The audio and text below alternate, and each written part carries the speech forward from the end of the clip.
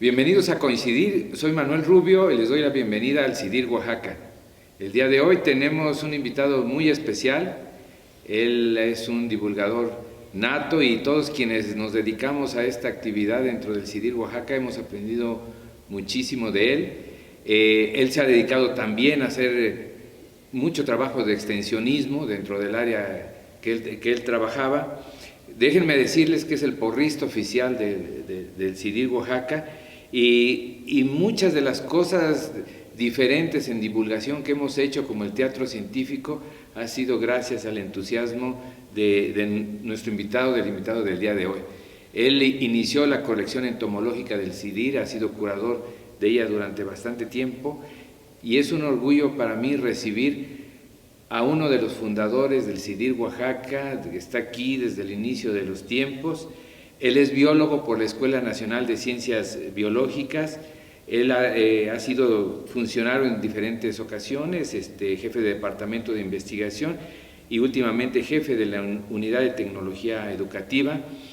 Él tiene un máster en e-learning por la Universidad de Sevilla, es integrante de la Academia de Educación y forma parte del Laboratorio de Educación Ambiental y Divulgación de las Ciencias del CIDIR Oaxaca. Muchísimas gracias al biólogo Fernando Arce por recibirnos el día de hoy. Claro, Manuel, gracias. Un gusto tenerte, Fer, aquí. Gracias. Cuando dije que es de los fundadores del CIDIR, es del Paleozoico o algo así. Un poquito antes. Fer, tú te has dedicado mucho tiempo a las cuestiones de entomología. Para el público en general, platícanos, ¿qué hace un entomólogo? Un entomólogo es una persona, puede ser profesionista o no, que se dedica al estudio de los insectos, en toda esa gama, en lo que quieras, es el entomólogo. Normalmente clasificaban al entomólogo al que clasificaba los insectos, pero hay todo tipo de estudio, con que estudie los insectos es el entomólogo, ¿no? Es el estudio de los insectos, en sus diferentes ramas. Desde que estabas en la carrera, ¿te gustó la entomología? Sí. Fíjense que aquí es muy importante la orientación de los maestros para que tomes una decisión de tu futuro. Yo quise ser biólogo desde la secundaria porque tuve un maestro que me motivó, que me gustaba cómo me platicaba la biología y de ahí me fascinó ser biólogo. No sabía qué era, pero yo quería ser biólogo. Lo volví a tener en el colegio de bachilleres, reforzó mi idea, me dio orientaciones en dónde podía estudiar. Él obviamente era de la UNAM y quería yo estar en la UNAM, pero mi corazón era guinda y blanco y tuve la oportunidad. Fuimos la primera generación en ese año de que el Instituto Politécnico permitió la entrada a otros jóvenes de otras escuelas, no solamente de su Boca 6, sino de otras escuelas. Yo vengo del colegio de bachilleres y entonces para mí fue una oportunidad fabulosa. Y ya en los últimos años de la carrera hubo varios maestros, entre ellos el doctor Mario Camino Lavín, que en paz descanse, que me orientó, vi la vocación y de aquí soy. O sea, entonces de ahí empezamos. Gracias a él también tuve la suerte de estar aquí en el CIDIR, porque él era el coordinador del área agronómica. Habíamos pocos compañeros de biología que se dedicaban a los insectos, era como un área como que no le había futuro, ¿no? Ajá. Y los pocos que estuvimos ahí, pues establecimos un buen programa, estableció un programa institucional de los centros foráneos del área de entomología, CIDIR Durango, CIDIR Michoacán, Oaxaca, y el mismo CEPROVI. Entonces estuvimos trabajando y entonces los primeros trabajos que hice en la entomología fue realmente enfocados al control de plagas. El control de plagas es una parte de entomología aplicada. O sea, tu trabajo básicamente estuvo por ese lado. Sí. A ver, pero déjame regresar un poco. ¿El maestro que nos comentas fue en la secundaria o en el colegio de bachiller? El que me motivó a ser biólogo fue desde la secundaria. Desde la secundaria. El que me motivó. ¿Dónde estabas ahí? ¿En la Ciudad de México? Sí, estaba en la Ciudad de México. Sí. ¿Tú eres de la Ciudad de México? Soy de la Ciudad de México. ¿Tu infancia sucedió ahí? Sí, exactamente. Cuando salí de la carrera fue cuando ya vine acá a este hermoso estado de Oaxaca que me cobijó. Y el Instituto Politécnico me brindó la oportunidad de trabajar para él. Trabajar como biólogo, trabajar dentro de la biología, que lo que me gusta, que son los insectos. Entonces, ¿tú eres chilango de pura cepa? Sí. Ya un poquito hibridón, porque ya mi esposa, mis nietos, mis hijos y mis nietos son oaxaqueños. Oye, entonces este maestro fue determinante para que tú dijeras, voy a ser biólogo. Sí. Sí, la forma que platicaba, nos daba las clases de la biología, me motivó. Oye, y si no hubieras sido biólogo, ¿qué te hubiera gustado ser? Te iba a decir que ingeniero agrónomo, pero sería una mentira. No, nunca pensé que otra cosa podía haber sido. Desde ahí quedó que era biólogo. Inclusive cuando en orientación vocacional no había la carrera de biólogo y vi el papelito, el folletito que decía químico, farmacobiólogo. Pues soy. Pero no tenía que ver nada, porque decía biología. Porque algo que me llama mucho la atención en los otros compañeros que han estado con nosotros en Coincidir, es que aunque sí hay una cierta vocación hacia cuestiones naturales, una decisión tan precisa de ser biólogo, pues la fueron construyendo realmente a lo largo del tiempo. Y me sorprende que... No me sorprende a ti porque te he visto trabajar, pero yo que hice 5 cambios de carrera, pues qué padre, ¿no? Es que son muchos factores, inclusive sí. También desde el medio donde mi papá tenía una casita en Cuautla, Morelos, y nos íbamos a veces los fines de semana ahí a los balnearios, y era una vegetación y una serie de organismos, había unas mariposas morfo que parecían pañuelos y me llevaban unos escarabajos fabulosos. Entonces yo creo que desde ahí me empezó a llamar la atención. Mi papá tuvo la certeza de comprarme algunas enciclopedias de naturaleza, de insectos, y yo creo que por ahí empezó.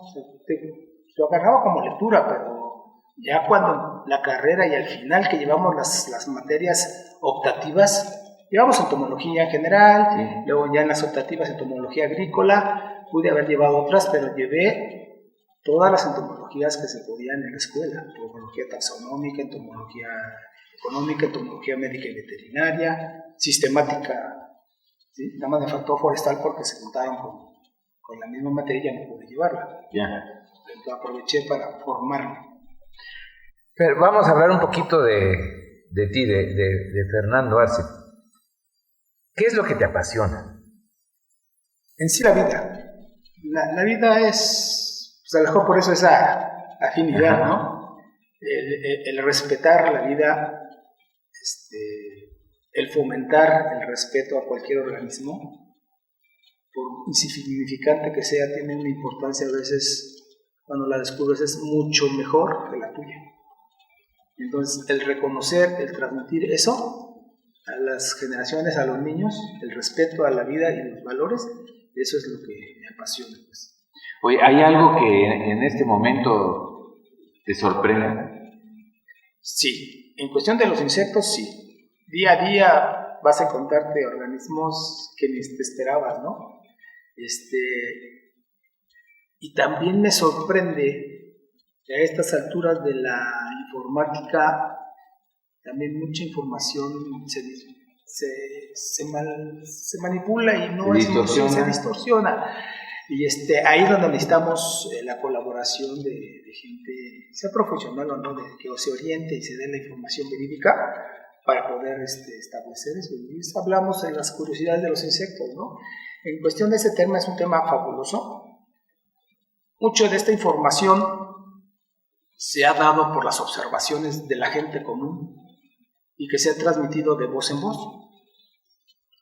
Hay documentos que son enciclopedias muy importantes, pero no tienen ese fundamento científico.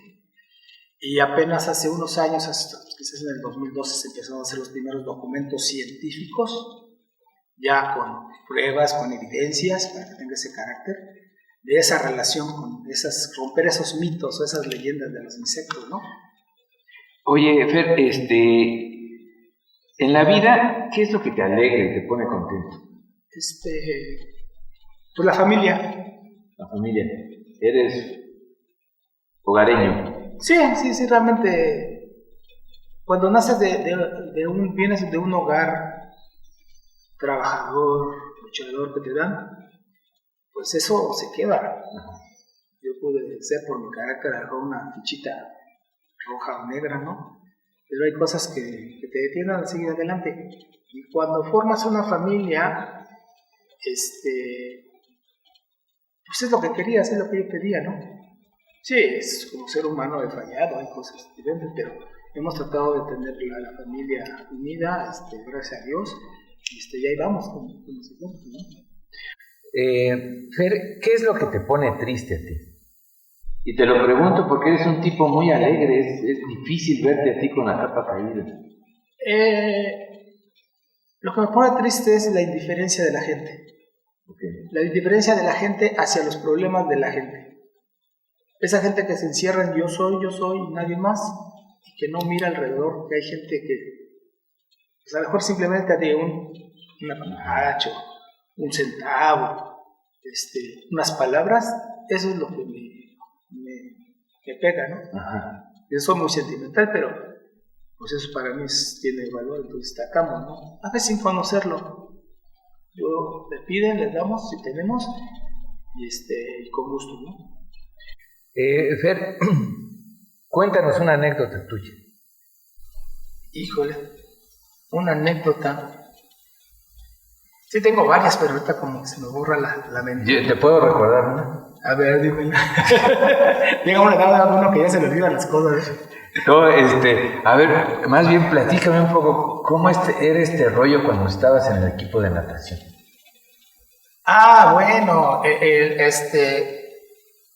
que eso fue... Se iban a Acapulco a nadar a mar abierto. Fuimos a varias partes. Yo creo que también eso es parte de mi disciplina, de mi formación. El tomar el deporte como una disciplina me formó. Nosotros no teníamos descanso, gracias a Dios pertenecía a la preselección de la selección nacional, estuve mucho tiempo en el Comité Olímpico, pero desde niño mi mamá con las famosas Olimpiadas y todos queríamos ser Tibio Muñoz, ¿verdad? Desde el 68, pues nos apuntaron en la Unidad Morelos, y de ahí de mis 4 hermanos fui el único que continuó hasta antes de la carrera, y eso me permitió porque nos daba disciplina, fortaleza, porque era muy, muy estricto. Yo no casi... Les voy a contar otra anécdota dentro de eso. Mis amigos de la colonia, cuando regresé... ¿En qué colonia? De la colonia Jardín Balbuena, ahí en México, de la unidad Kennedy. Poco frecuentaba, pero nos conocíamos.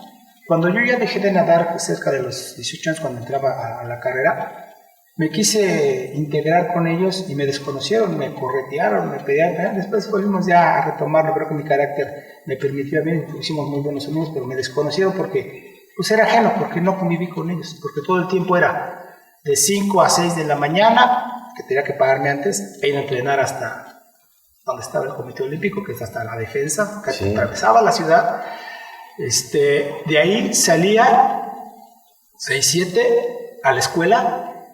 Ya iba desayunado, nos daban, yo era medio becado, entonces nos daban desayuno y cena allá en el Comité Olímpico. Me iba directamente al colegio de bachilleres, ahí en el colegio que está en Iztacalco, que era un poco cerca de la casa.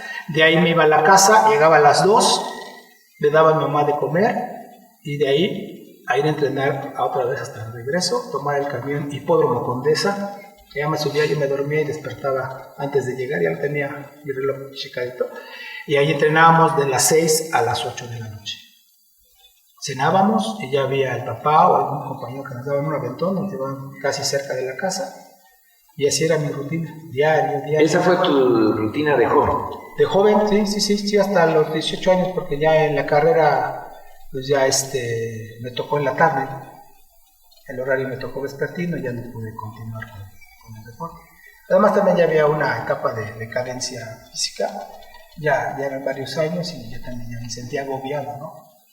Entonces ya había un momento de cambiar. Me costó mucho cambiar, hacer un cambio como ahorita, en el que estoy, que ahorita lo vamos a contar, cuesta, pero es necesario cambiar de hábito, de ritmo de vida para explorar otras cosas. Ya. Nunca imaginé que tuvieras esa rutina tan chava. Sí, fue. No teníamos vacaciones, las vacaciones eran para nosotros irnos a Acapulco o a otras partes de la República a competir. No me acuerdo cómo lo hacíamos, pero no teníamos descanso. Todos nos lo pagaban, nos divertíamos y teníamos energía. Cuando estábamos en vacaciones nos íbamos a Huastepec, era una estancia casi de un mes.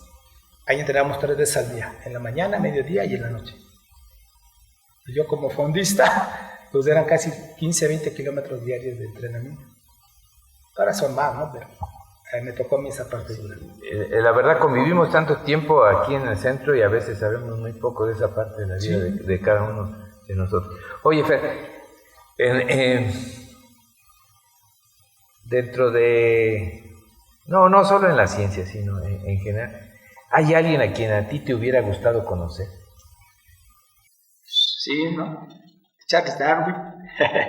¿Sí? Sí, porque el mismo Lewis Hughes, gente que hizo cosas muy importantes para la naturaleza, para la vida. Entonces, ese tipo de... Un libro que me motivó mucho fue el de Los cazadores de microbios.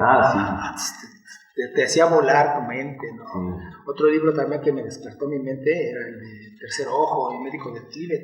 No sé, me hacía... Realmente cuando yo leía, yo estaba dentro de esa obra. He leído otros libros que no me han sentido hacerlo, o me han hecho sentir lo mismo, pero esos, ahora sí, como decía el amigo, ¿no? Me impactaron en mi vida.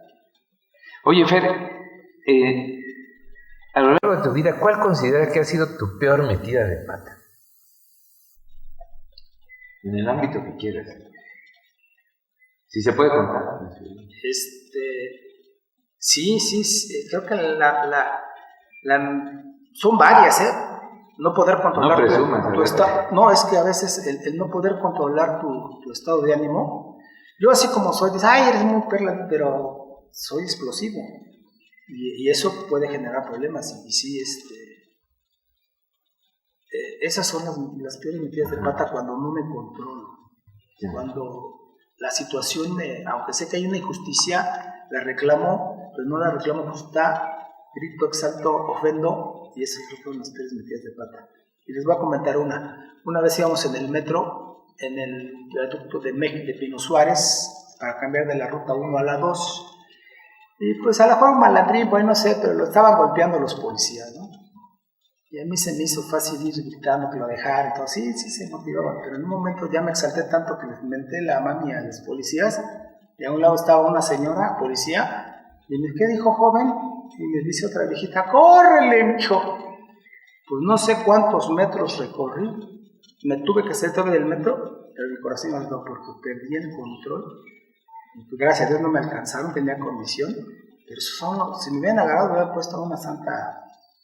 O sea, le quitaste la madre. Así, directo a los policías. Y el pobre dejaron alto guante y se fueron contra mí. Pero te digo, gracias a Dios, corrí como...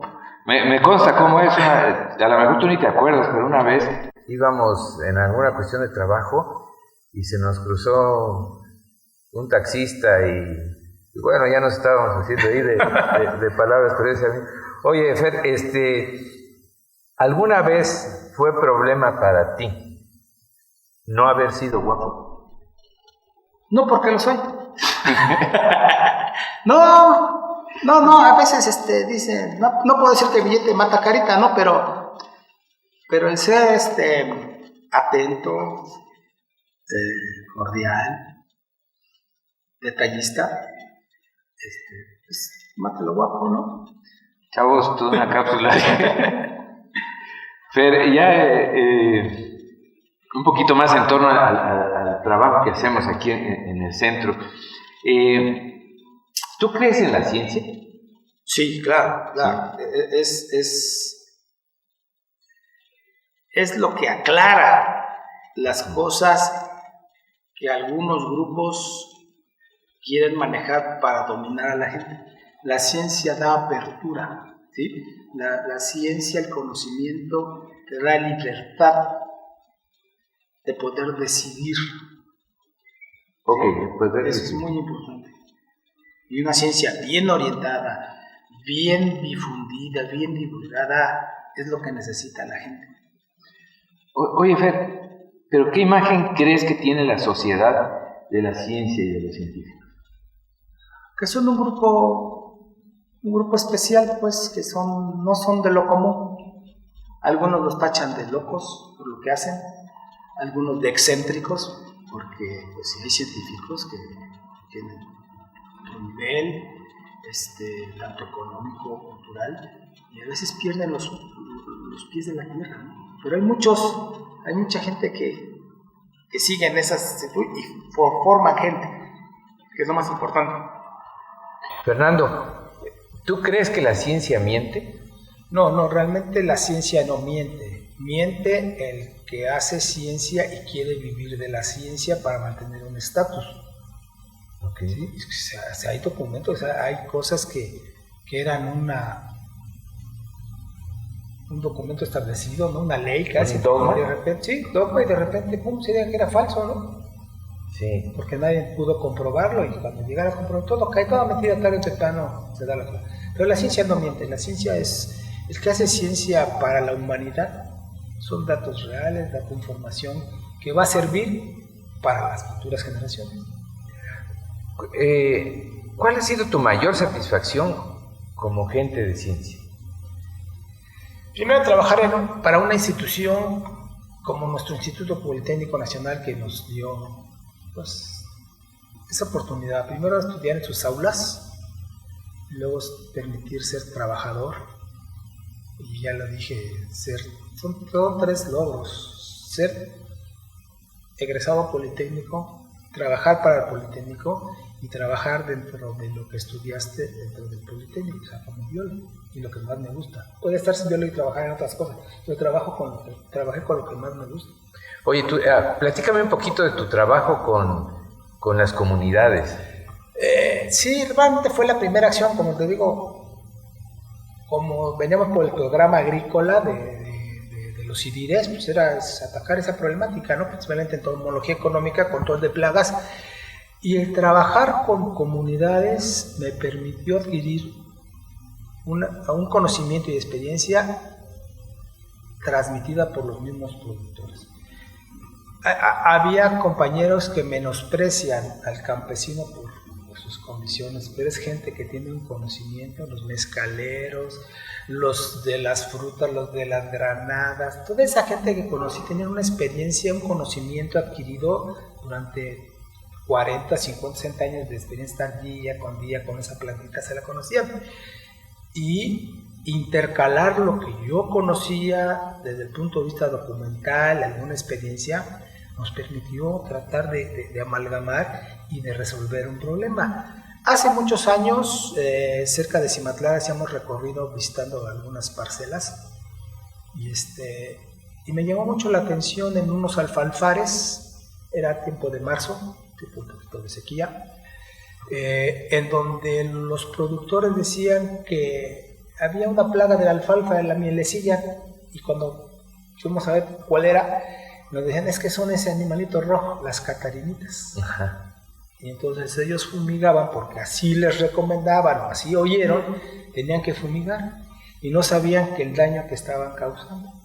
Cuando les empezamos a enseñar que debajo de las hojas, atrás de eso, estaban otros animalitos confundidos con el color de la planta, que eran los pulgones, y que eran muchos, que son los que transmitían ese tipo de problema en la planta, etc. Y que estos rojitos llegaban a controlarlos. Y si él lo mataba, se reproducía más rápido, y entonces tenía un problema. Nos tocó sino enfrentarnos a otro problema en una comunidad que en ese tiempo, estamos hablando del 87, bueno, hace unos años, pues, en San Antonio Castillo Velasco, era un vergel esa comunidad. Todo el año con flores, con hortalizas. Obviamente allí el mal manejo del recurso agua, que fue lo que ocasionó que se formara ese vergel, y la cantidad de insecticidas que aplicaban. Ya aplicaban bombas, y de ahí surgió mi trabajo de tesis, que fue evaluación de insecticidas a favor de una plaga que se llama la mariposa blanca, y que la aportación que tuvimos con ese trabajo es que en todos los documentos hablaban de la mariposa blanca como Pires rape, ¿no? Era una mariposa que normalmente se conocía del norte para arriba, y todos reportaban Pires rape, Cuando llevamos el ejemplar, porque una de las características principales de las que me decía mi maestro Mario Camín, dice, lo primero que tiene que ser un entomólogo es identificar al organismo. taxonómicamente, que se lo lleves al especialista que te asegure si este es este. ¿Por qué? Porque de ahí vas a tener que buscar toda la bibliografía y todo lo relacionado. No porque se parezca es este.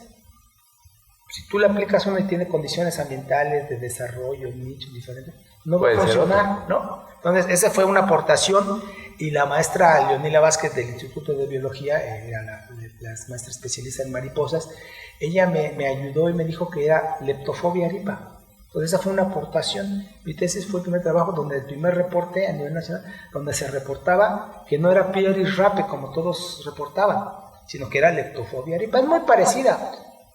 Pero entonces, Fer, mucho de tu trabajo siempre ha estado ligado en sí a la divulgación del conocimiento. Sí.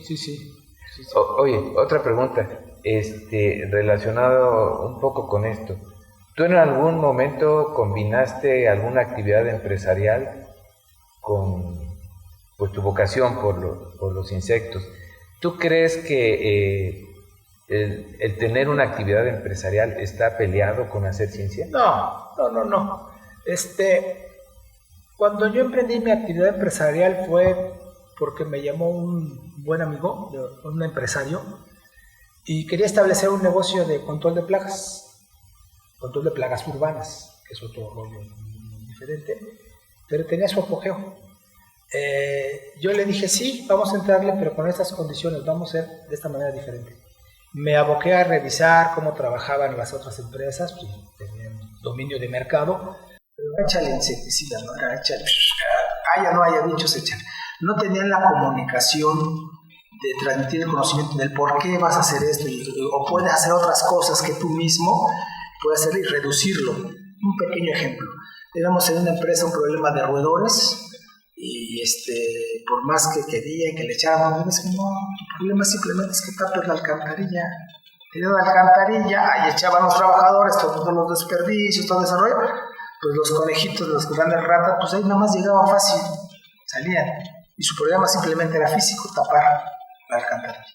O la pichancha, vamos a llamarla así. Y de esa manera resuelto el problema. No necesitaba yo lucrar de estarle sacando centavos. Para mí me era fácil, ¿no? Pero no, yo creo que la honestidad es más fácil. Desde el punto de vista era resolver eso. Clientes para siempre, me decía este amigo. Y clientes con un conocimiento científico. Podemos irnos horas con esto, pero hay un punto que yo quisiera tocar contigo.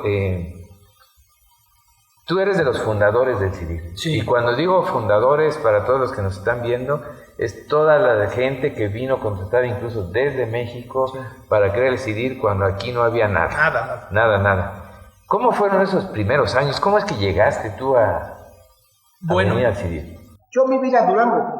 Al CIDIR Durango, porque cuando estaba yo en la escuela, hicimos nuestro servicio social, había un programa, Plan Nacional de Servicio Social, Plan ACE, que se llama así, y nos mandaron a Durango. Pero no es lo mismo irte 15 días de vacaciones, ¿no?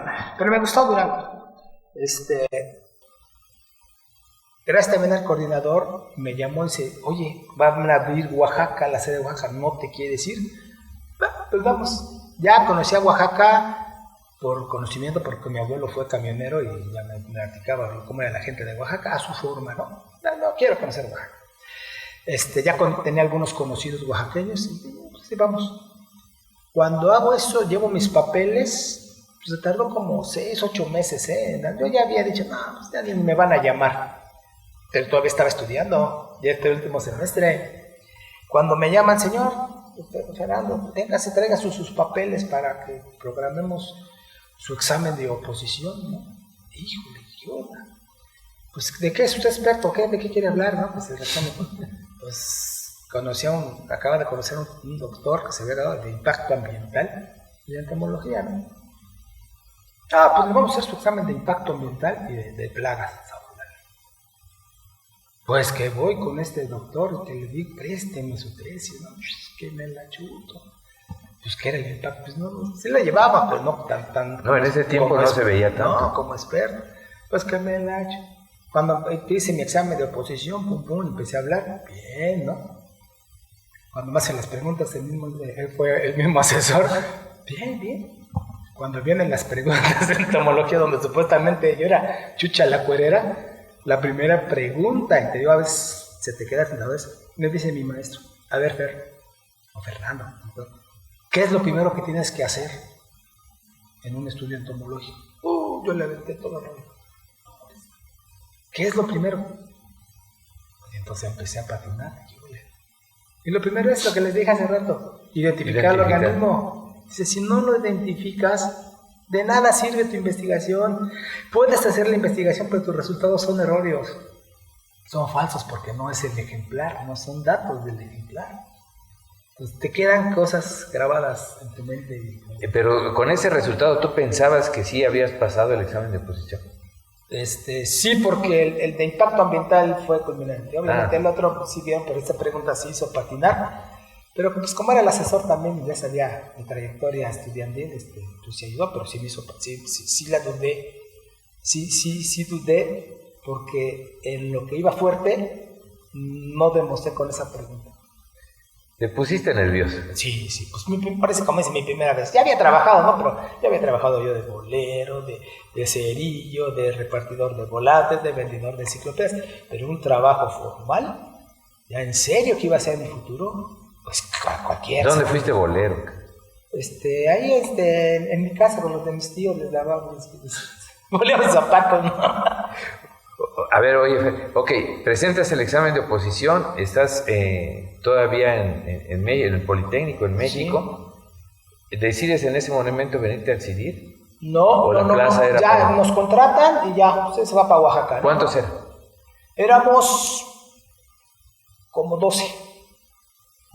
Estaba, ¿no puedo decir los nombres? Sí, claro. Pedro Benito, Raúl Rojas, Jesús Pasilla, que ya no está con nosotros, de Zacatecas,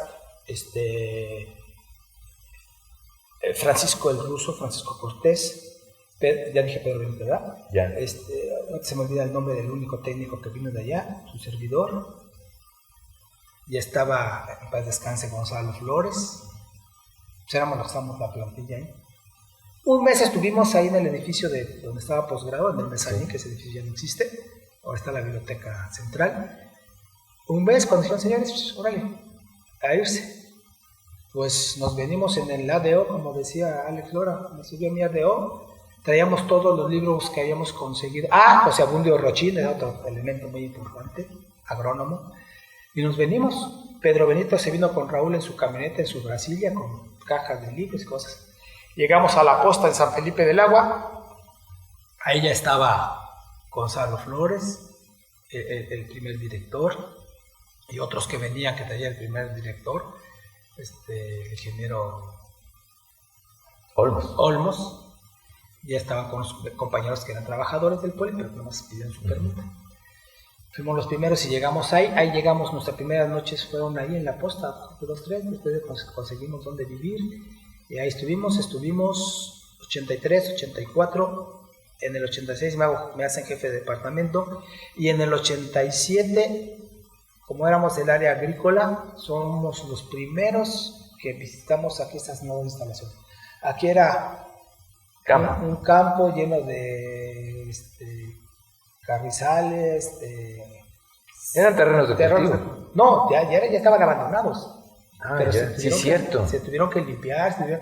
Las primeras cosechas que hicimos para los primeros experimentos, salieron unos zacahuales, pero miren, chulotes, por toda la fuerza. Después ya, con el manejo de la tierra, todo eso se logró.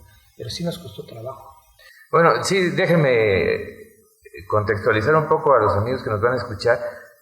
Cuando el biólogo Fernando se refiere a la posta era un centro de diversión de bastante mala fama.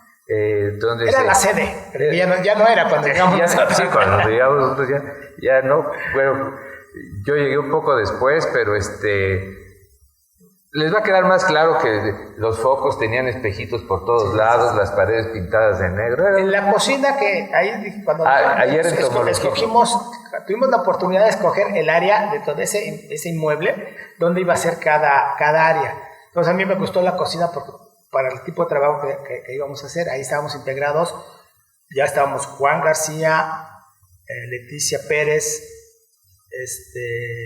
Inocencio como técnico, Cesario como de apicultura, Pati Lemos también con la parte de apicultura y su servidor. Éramos los que integramos el área de entomología.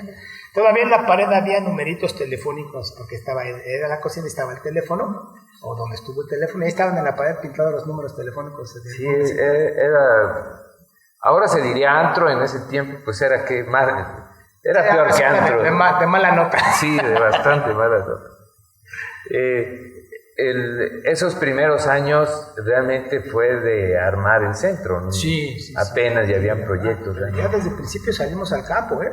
Nuestras primeras exploraciones era conocer las comunidades cercanas. A veces dabas cuenta, no, es que está a 30 kilómetros, ¿no? La población. Igual cuando llegabas aquí a Cimatlán, a la Hacienda, por eso, pues había parte de algunas comunidades, sí, pero eran población dispersa. Nosotros queríamos ver la ciudad o las comunidades. Y eso fue las primeras exploraciones que hicimos. Bueno, no, muy divertido, muy bonito. Un tiempo muy interesante para que Exactamente. Fer, tenemos una dinámica en este momento. Debes de escoger de aquí, De la calabaza. de la calabaza, una pregunta y me das el papelito. No, ya están manoseadas estas, ¿eh? Yo creo. ¿O son nuevas? Son nuevas, son especiales para ti. Bien. Te la doy, perdón. Esas preguntas son esas preguntas que no logramos meter en ninguna parte del cuestionario, entonces dijimos, bueno, algunas de ellas valen la pena, más bien se nos hace interesante. Tu pregunta es, Fer, si estuvieras buscando trabajo, ¿en qué te gustaría trabajar? De biólogo entomólogo. No, si este es fácil. Iba a decir de directivo, pero no, esos pierden el piso, se pierden. Ya está aprobado. Funcionario, esos que pierden lo que es. Mejor ser un servidor de la nación, igual biólogo, entomólogo y trabajar en comunidades. Eso quisiera. Eso quisiera. Perfecto. Fer, vamos a entrar a un rally de respuestas rápidas. Lo primero que se te venga a la mente. ¿Una palabra? ¿Cuántas palabras? 1 o 2 palabras, nada más. Lo indispensable para escribir. ¿Cuál es tu libro favorito? El tercero. ¿Qué serie o película es tu favorito para ti? X-Men. ¿Tu deporte? Natación. ¿América o Pumas? No, Cruz Azul. Está feliz Después de tantos años. ¿Qué no has hecho en la vida? Divorciarme. ¿Tu comida favorita? Las que me prepara mi esposa, todas son sabrosas. Es un abuelo extraordinario este cuate, ¿eh? Alcahuete, a más no poder. ¿Tu hobby? Los insectos. ¿Tu mascota? Una mantis religiosa. ¿Mientes? A veces. Soy humano. Bien. ¿Qué pregunta crees que me haya faltado hacer? ¿Cuánto cobro? Ya no cobro. Ya estamos prácticamente por terminar esta entrevista, Fer. Oye, pero yo tengo una duda. ¿Por qué aceptaste venir a la entrevista? Porque lo que siguen haciendo ustedes fue parte de la esencia de nuestro sueño como equipo, como gente de trabajo. Que nos ha costado y les ha costado mucho trabajo a ustedes mantenerlo, porque no nos entienden, no entienden que esto es importantísimo. ¿Qué no entiende? ¿La divulgación? No entiende la divulgación y la importancia de transmitir el conocimiento a ese nivel de la gente que está, del pueblo, pues, okay. De los jóvenes. ¿Crees que nos estamos ya yendo mucho? Sí, creo que a lo mejor el estatus Centro Interdisciplinario de Investigación a muchos se lo toman, pues, ¿cómo voy a rebajar? Y a veces las autoridades se los imponen o no hacen nada. Eso es lo que en parte me preocupa. Entonces, en ese sentido, yo creo que pues eso. No sé qué más. Pero en ese sentido, ¿tú crees? Los amigos deben de saber que hubo un documento que se llama La razón de ser de los CIDIRES. Sí. Era un documento donde se plasmaba la filosofía de los centros. Eso se los daban a ustedes casi junto con la solicitud de empleo. Y era lo que tenías, ¿a dónde venías a trabajar? ¿Cuál era? ¿Tú crees que nos hemos desviado de esa razón? Pues primera, que ese documento, aunque existen ahí en el área de patrimonio de las cosas, el ático, como dicen, del CIDIR, pocos lo conocen y pocos lo divulgan. yo creo que sí nos hemos alejado un poco.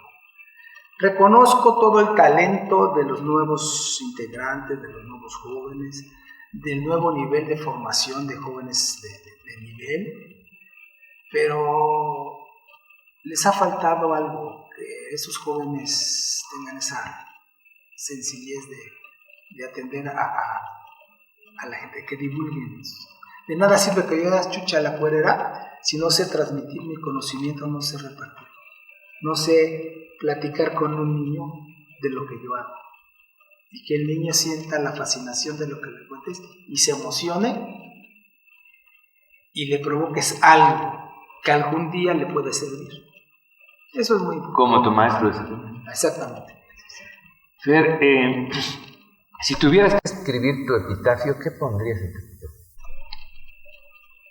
El epitafio es cuando ya lo último que dicen que vas a escribir tú, pero no lo vas a escribir tú. Reencarnará como el escarabajo sagrado.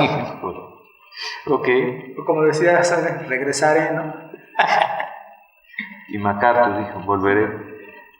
Fer, tus últimas palabras en esta entrevista, ¿cuáles quisieras que fueran? Muchas gracias, estoy agradecido que me hayan invitado, que me hayan reconocido.